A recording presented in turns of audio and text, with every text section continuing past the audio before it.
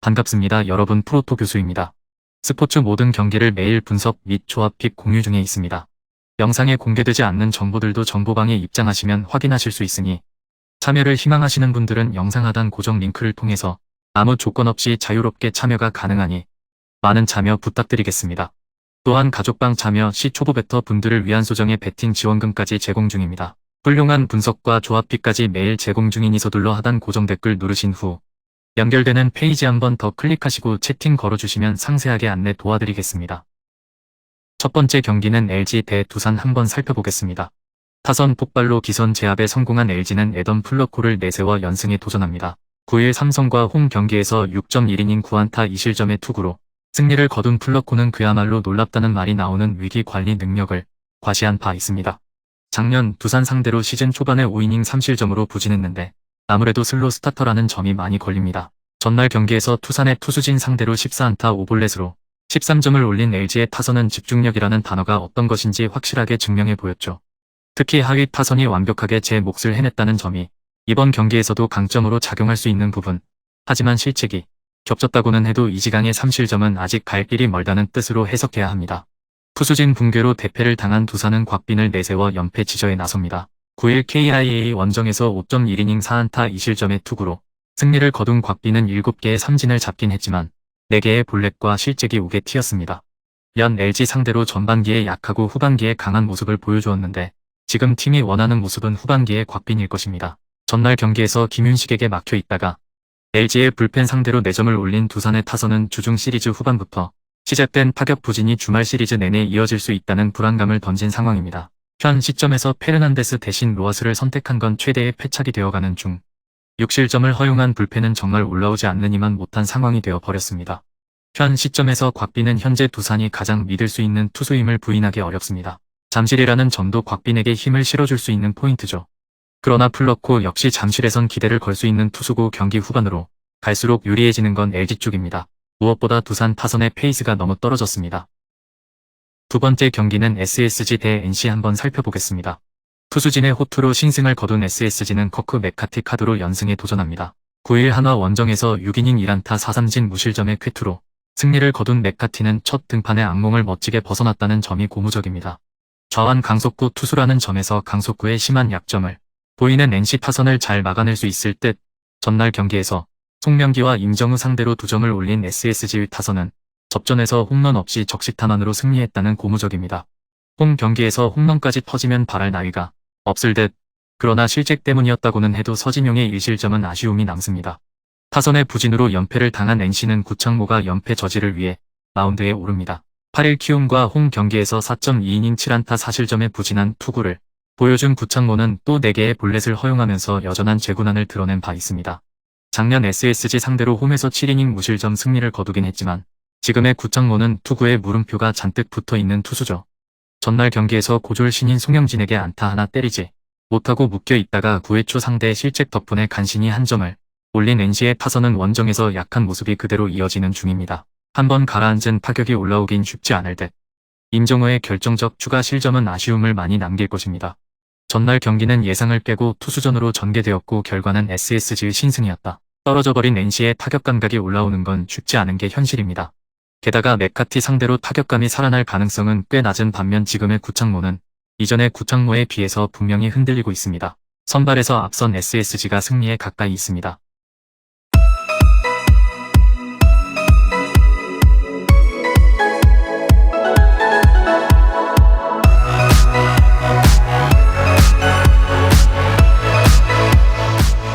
세 번째 경기는 삼성 대 롯데 한번 살펴보겠습니다. 엄청난 난타전 끝에 승리를 거둔 삼성은 알베르토 수아레즈가 시즌 첫 승에 재도전합니다. 9일 LG 원정에서 7이닝 2실점의 호투를 하고도 승리를 거두지 못했던 수아레즈는 타선의 지원이 이번에도 아쉬움을 남긴 바 있습니다. 작년 롯데 상대로 2번의 원정에서 모두 6이닝 이상 1실점으로 호투를 해냈는데 문제는 금년 홈경기 첫 출발이 대단히 좋지 않았다는 데 있습니다. 전날 경기에서 롯데의 투수진 상대로 홈런 2발 포함 9점을 득점한 삼성의 타선은 홈에서 말 그대로 쉽지 않는 타격감을 과시하고 있는 중입니다. 지금의 화력은 이번 시리즈 내내 이어질 가능성이 높은 편. 그러나 오승환을 포함한 불펜의 2실점은 이 팀의 약점이 불펜임을 새삼스레 어필해주는 포인트입니다. 투수진 난조가 패배로 이어진 롯데는 나균안을 내세워 반격에 나섭니다. 9일 KT와 홈 경기에서 7이닝 4안타 8삼진 무실점의 호투로 승리를 거둔 나균안은 커맨드의 중요성을 그 누구보다 확실히 보여주는 투수죠. 작년 삼성 상대로 대단히 강력한 모습을 보여주었기 때문에 이번 경기도 호투의 가능성은 매우 높은 편. 전날 경기에서 삼성의 투수진 상대로 7점을 올린 롯데의 타선은 주중 시리즈에서 보여준 파괴력이 일회성이 아니었음을 원정에서 증명하고 있다는 점이 중요합니다.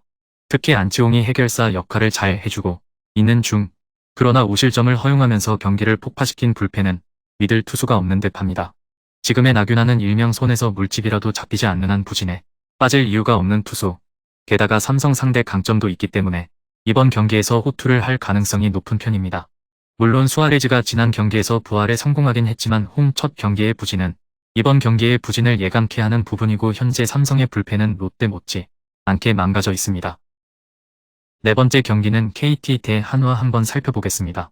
박병호의 동점 홈런으로 무승부를 기록한 KT는 배재성이 시즌 첫 승에 재도전합니다. 9일 롯데 원정에서 6이닝 5안타 무실점의 호투로 승리를 거둔 배재성은 비록 5개의 볼넷을 내주긴 했지만 뛰어난 위기 관리 능력을 과시한 바 있습니다.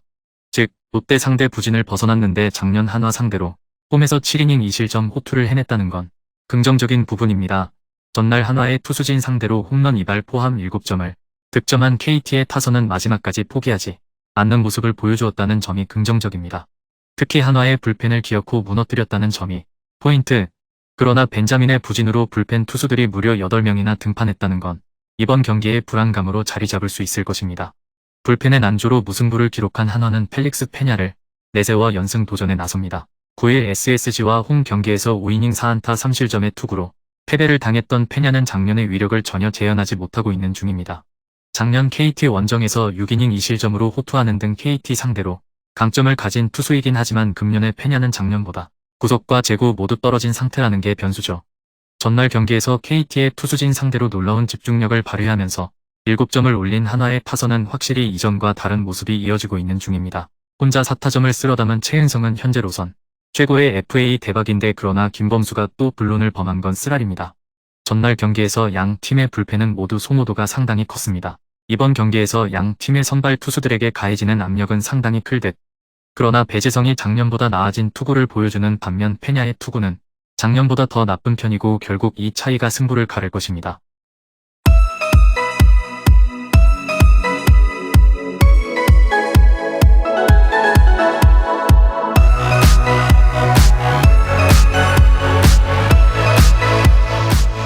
다섯 번째 경기는 키움 대 기아 한번 살펴보겠습니다.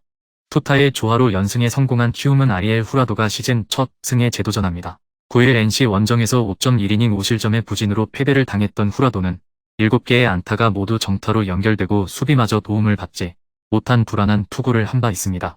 그러나 홈런 허용이 아직 없고 홈이라는 점에서 반등의 여지는 꽤 많은 편. 전날 경기에서 KIA의 투수진을 완파하면서 무려 15개의 안타와 함께 9점을 올린 키움의 타선은 이 경기 연속 9점 이상을 올리는 등 완벽하게 타격감이 살아났음을 증명해 보였습니다.